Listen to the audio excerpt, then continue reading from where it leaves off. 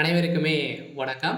சற்று முன் கிடைத்திருக்கக்கூடிய ஒரு மிக மிக முக்கியமான செய்தி ஒன்று வெளியாகியுள்ளது.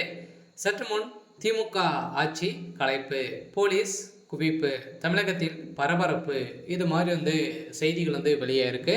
ஸோ அனைவருக்குமே தெரியும், திமுகவுடைய ஆட்சிக்கு பார்த்தீங்கன்னா நிறைய விதமான எதிர்ப்புகள் வந்திருக்கு இல்லையா? இந்த கரூர் சம்பவத்தின் அடிப்படையிலும் அதே மாதிரி திமுக ஆட்சிக்கு வந்ததுலேருந்து பார்த்தீங்கன்னா நிறைய சம்பவம் நடந்திருக்கு. இந்த பாலியல் தொந்தரவின் அடிப்படையிலும் அதே மாதிரி அண்ணா பல்கலைக்கழகத்தில் நடந்த இந்த பாலியல் தொந்தரவின் அடிப்படையில் எக்கச்சக்கமான ஊழலின் அடிப்படையிலும் பார்த்தீங்கன்னா அதிரடியாக மக்களிடையவும் கரூர் மக்களிடையவும் பார்த்தீங்கன்னா இப்போ திமுகவுடைய அரசுக்கு ஒரு மிகப்பெரிய எதிர்ப்புகள் வந்திருக்கு. இந்த எதிர்ப்பின் அடிப்படையிலும் சதுரடியாக இப்போ ஆளுநர் ஆர்.என். ரவி அவர்களுக்கும் பார்த்தீங்கன்னா கடிதம் எழுதியிருக்காங்க. இந்த கடிதத்தின் அடிப்படையில் திமுகவுடைய அரசுக்கு திடீர்னு பார்த்தீங்கன்னா உச்சநீதிமன்றம் போட்ட உத்தரவின் அடிப்படையில் சதுரடியாக திமுகவுடைய ஆட்சிக்கு ஒரு மிகப்பெரிய சிக்கல் வந்திருக்கு. பார்த்தீங்கன்னா திமுகவுடைய ஆட்சியில் என்னென்ன நடந்திருக்கு, என்னென்ன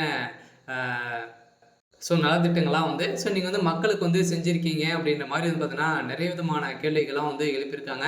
இந்த கேள்விகளின் அடிப்படையில் சதுரடியாக பார்த்தீங்கன்னா இப்போ திமுகவுடைய சாலமரமாக இருக்கக்கூடிய முதல்வர் ஸ்டாலின் அவர்கள் தான் பார்த்தீங்கன்னா அதிரடியாக இது அனைத்துமே காட்டணும். பார்த்தீங்கன்னா இப்போ அதிரடியாக திமுகவுடைய ஆட்சிக்கு ஒரு மிகப்பெரிய சிக்கல் வந்திருக்கு. திமுகவுடைய ஆட்சி கலைக்கப்படுமா அப்படின்ற மாதிரி ஒரு மிகப்பெரிய பேசும் பொருளாக மாறி இருக்கு. இதை பற்றி இந்த வீடியோவில் நம்ம முழுமையாக பார்க்கலாம். அதுக்கு முன்னாடி நம்ம சேனலுக்கு இப்போ தான் நீங்கள் முதல் முறையாக வந்திருக்கீங்க அப்படின்னா மறக்காமல் நம்மளுடைய சேனலை சப்ஸ்கிரைப் பண்ணி சப்போர்ட் பண்ணுங்கள். வாங்க வீடியோக்குள்ளே போகலாம். பார்த்தீங்கன்னா தமிழகத்தில் இப்போ சமீப காலத்தில் பார்த்தீங்கன்னா ஒரு மிகப்பெரிய சம்பவம் நடைபெறுது இல்லையா? வரலாற்றிலே முதல் முறையாக இது மாதிரி சம்பவம் நடந்திருக்கு. இது மாதிரி நடந்ததே கிடையாது. இப்போ பார்த்தீங்கன்னா விஜய் அவர்கள் புதிய கட்சியாக வந்திருக்காரு. இந்த கட்சியை அப்படியே அடியோடு பார்த்தீங்கன்னா சாய்க்கணும் அப்படின்ற ஒரே நோக்கோட திமுகவுடைய அரசு செயல்பட்டதை இப்போ பார்த்தீங்கன்னா வெளிப்படையாக தெரிந்திருக்கு. இதன் அடிப்படையில் தான் இப்போ அதிரடியாக பார்த்தீங்கன்னா செந்தில் பாலாஜி அவர்கள் சிபிஐ விசாரணைக்கு விசாரணையில் ஈடுபட்டிருக்காங்க. 2 நாட்களாகவே விசாரணை நடைபெற்று வந்திருக்கு. இந்த விசாரணை அடிப்படையில் அவர் கொடுத்த வாக்குமூலத்தின் அடிப்படையிலும் அதே மாதிரி திமுகவுடைய அரசு செய்த அனைத்து ஊழல் பட்டியலிலும் பார்த்தீங்கன்னா இப்போ வெளியிட போகிறாங்க.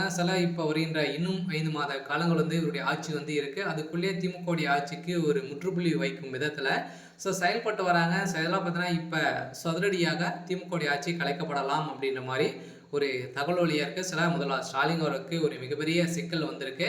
ஆனால் இந்த சிக்கலை பொறுத்தளவுக்கு பார்த்தீங்கன்னா திமுக இருக்கக்கூடிய அமைச்சர்கள் அனைவருமே ராஜினாமா செய்ய போகிறதாகவும் ஒரு பரபரப்பான தகவல் வெளியேறி வருகிற சட்டமன்ற தேர்தலில் பார்த்தீங்கன்னா திமுக உட்கட்சிக்குள்ளே ஒரு சில மோதல்கள்லாம் ஏற்பட்டிருக்கு. பார்த்தீங்கன்னா அனைவருக்குமே தெரியும்.